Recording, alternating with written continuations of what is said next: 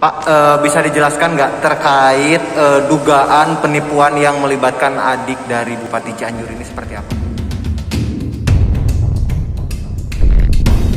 Kami merasa kecewa, Makanya kami ingin lihat nanti dalam kasus ini, kalau memang ini tidak dijadikan tersangka oleh pihak kepolisian, kami akan menyurati ke Polda dan Mabes Polri.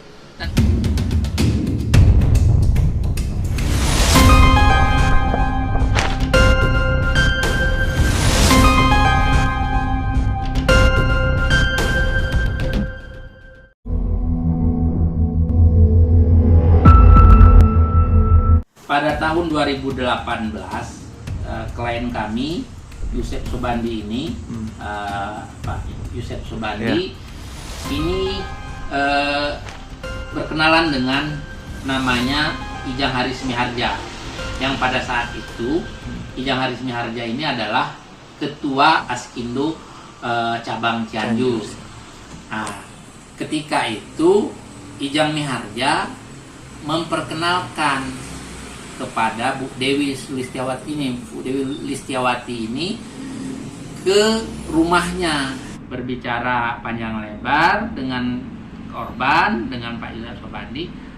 Bu Dewi menyatakan bahwa dirinya adalah adik wakil bupati, yaitu Pak Herman Suherman pada waktu itu.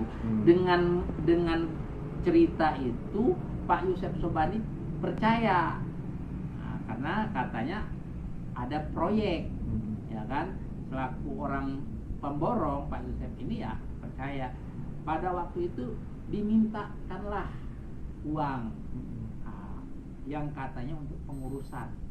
Berapa itu nominal? Yaitu sebesar 400 juta yang langsung ditransfer, dikirim ke rekeningnya Bu Dewi Listiawati, yaitu rekening BNI. Namun beberapa minggu, seminggu atau 2 minggu kemudian, Ijang Haris menghubungi kembali Pak Yusef Sobandi. Yusef Sobandi menyatakan uangnya kurang. Dia meminta 250 lagi. Tapi karena Pak Yusef Sobandi bilang dia tidak punya uang sebesar itu, yaitu 250, dia hanya nyanggupin 218 juta.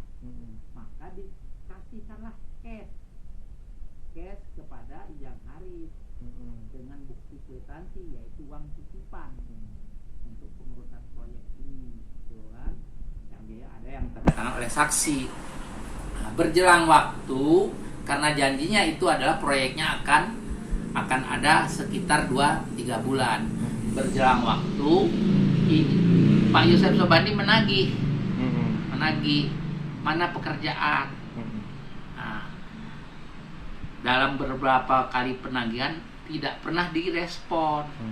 Nah, sementara Pak Yusef tahu teman-teman pemborong lain dapat pekerjaan. Nah, sehingga akhirnya pada 2020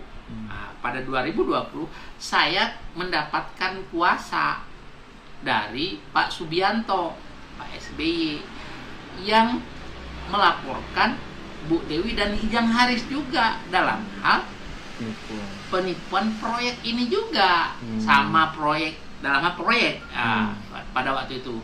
Berarti korbannya tidak hanya satu? Ya, tidak hanya satu. Yang Bapak tahu ada berapa banyak? Ya, kalau yang saya tangani ya dua ya. Pak Subianto dan Yusef Sobandi saat ini.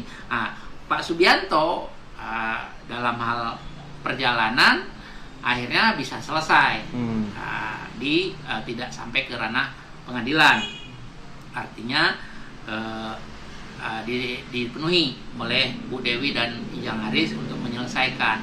Pada waktu kasus Pak Subianto naik di laporan polisi, menurut klien kami Pak Yusef Sobandi dan Pak SBY sendiri, pada waktu itu mereka ini diundang, dikumpulkan di pendopo oleh PLT Bupati Pak Herman Suherman dalam hal karena ini ada laporan ini.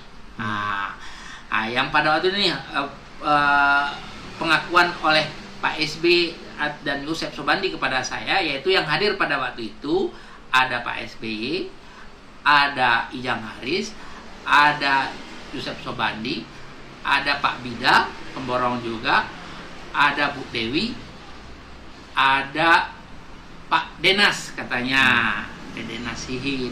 Yang pada intinya pada waktu itu perintah dari Pak PLT Bupati, Pak Herman Suherman, untuk diselesaikan segera dengan baik. Ya kita bersyukur merespon itu. Gitu. Berselang waktu ternyata ini masih tidak bisa selesai Pak Yusef Sobadinya, sehingga pada 1 April 2021 kami bersama korban, kuasa hukum bersama korban Yusef Sobandi membuat laporan polisi secara resmi. Itu atas nama pelapor Yusef Sobandi. Sekarang kasusnya saat ini sejauh mana? Untuk kasus pemeriksaan para saksi sudah lengkap dan segalanya. Sekarang makanya dengan SP 2HP yang terakhir kami terima tanggal 30 Maret ini sudah ada penetapan tersangka. Yaitu Ijang Haris Miharja. Seharusnya ini kan tidak hanya Ijang Haris Miharja. Namun ya harusnya Bu Dewi. Karena jelas Bu Dewi menjanjikan proyek, Bu Dewi yang menerima uang secara langsung ke rekeningnya. Itu katanya ya. Bu Dewi ini juga istrinya salah satu kepala dinas ya? Betul, istrinya salah satu kepala dinas. Termasuk ketika saya menyelesaikan dengan Pak SBY juga ada suaminya, Pak Yudi. Nah, gitu. Yang menjadi tuntutan sekarang dalam kasus ini, Bapak sebagai kuasa hukum itu seperti apa? Ya, karena ini sudah bergulir ke ranah yang sudah lama sekali kami tunggu, ya kami sudah memberikan waktu. Artinya gini, kalau dari segi finansial, jauh klien kami lebih tidak punya apa-apa akibat tertipu ini. Sementara beliau ini mewah, punya rumah mewah, mobil mewah, ya kan? Jadi intinya sesungguhnya mereka ini bukan tidak mampu membayar, tapi tidak mau membayar, tidak mau menyelesaikan secara baik. Makanya sehingga kan polisi juga sudah memberikan, kita bersyukur kepada polisi memberikan waktu untuk istilahnya restoratif justice, penyelesaian secara musyawarah. Namun tidak ada keinginan itu untuk menyelesaikan. Bahkan sampai sebelum detik-detik penentuan tersangka pun kami selaku kuasa hukum berkomunikasi dengan pengacaranya Ijang Haris, yaitu Pak Yayan, itu hanya menjanjikan tarsok gitu kan. Ini kita lihat saja nanti proses sampai ke pengadilan gitu. Supaya ini jelas terang benderang gitu.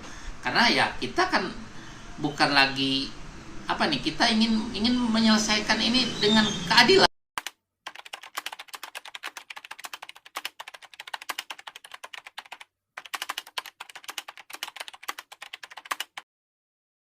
Kami merasa kecewa. Makanya kami ingin lihat nanti dalam kasus ini, kalau memang ini tidak dijadikan tersangka oleh pihak kepolisian, kami akan menyurati ke Polda dan Mabes Polri dan Kompolnas supaya konstruksi hukum jelas gitu kan. Nah, itu yang kami inginkan saja.